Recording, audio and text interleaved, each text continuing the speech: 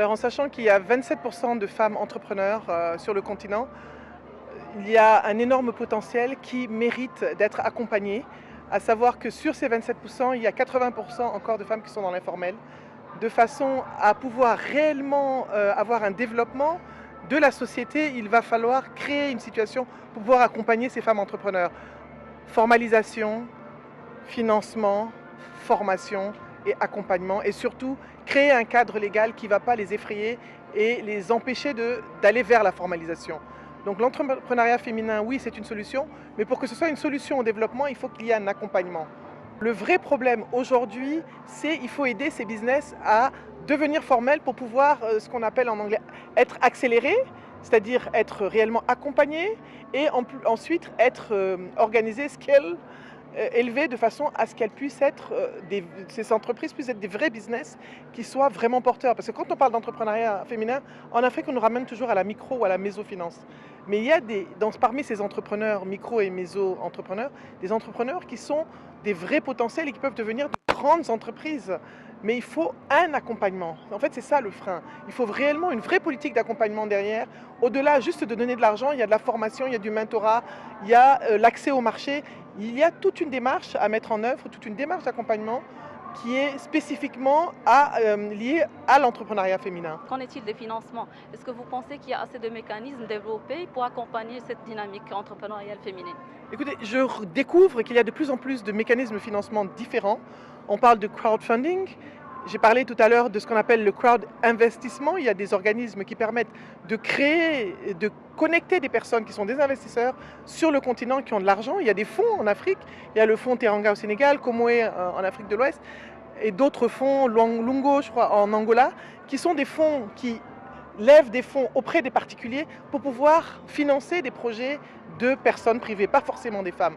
Il y a des initiatives de crowdfunding, j'ai parlé de Sikewa tout à l'heure, qui est une initiative qui permet d'acheter des points. Ces points, c'est une façon de financer les intrants. On achète du matériel agricole aux femmes qui en ont besoin et ça leur permet de s'élever et de pouvoir être rentables et d'être indépendants, de gagner leur vie et de s'occuper de leur famille. Donc il y a des mécanismes originaux qui commencent à se créer. C'est à nous de créer nos propres modèles de financement en fonction de l'environnement dans lequel nous sommes. Quels sont les différents mécanismes d'appui que vous avez développés au niveau de votre organisation pour soutenir l'entrepreneuriat féminin en Afrique?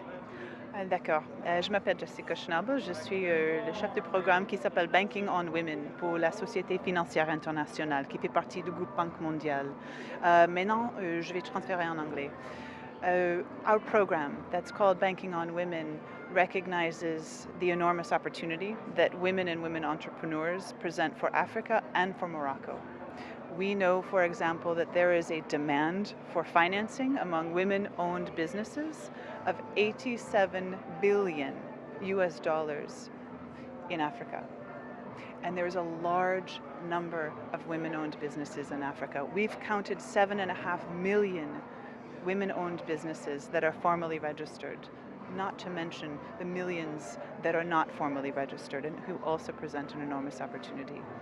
Our organization and the Banking on Women business finances banks and financial institutions who are willing to create a value proposition for women customers.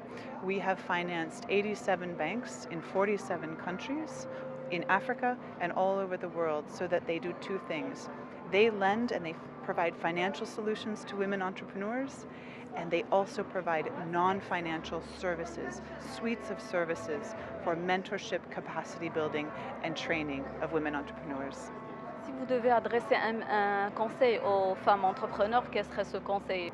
First, it is that if you have found success, I know that you have surmounted challenges that your male counterparts have not had to encounter. If you have found success, you are an inspiration to women and men all over the world. If I had one piece of advice or perhaps a request, a modest request, we need more role models of successful women leaders and women entrepreneurs. So if you have found success, please mentor one woman or one young man. Women in Africa are really very strong. On top of their responsibility at home, taking care of the family, their children, and generating income for their own at home, they are businesswomen. They do business. They are very responsible on what they are doing. They are in different areas in the sectors that they are involved also. They are also in leadership. That means African women, if they get really support, they do more better than they are doing now. And we really appreciate what they are doing.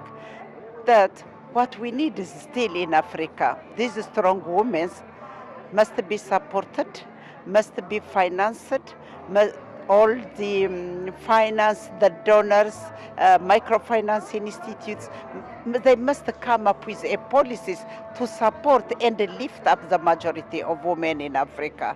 And organizations, especially women organizations in Africa, we need to be one.